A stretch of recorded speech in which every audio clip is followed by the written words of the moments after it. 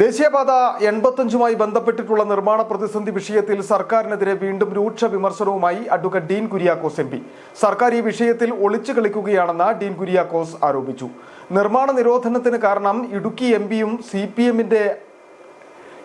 നിർമ്മാണ നിരോധനത്തിന് കാരണം ഇടുക്കി എം പിയാണെന്ന CPM-ന്റെ ആരോപണം ദുരുദ്ദേശപരമാണ്. സർക്കാരും വനം വകുപ്പും ഹർജിക്കാരനും ഈ വിഷയത്തിൽ ഒന്നാണ്. നാടിനെ വഞ്ചിക്കുന്ന ഇടതുപക്ഷത്തിന്റെയും സർക്കാരിന്റെയും പ്രവർത്തനങ്ങൾ അവസാനിപ്പിക്കണമെന്നും ഡീൻ കുര്യാക്കോസ് ആവശ്യപ്പെട്ടു. സംസ്ഥാന സർക്കാർ ഈ കാര്യത്തിൽ ഒളിച്ചു കളിക്കുകയാണ്.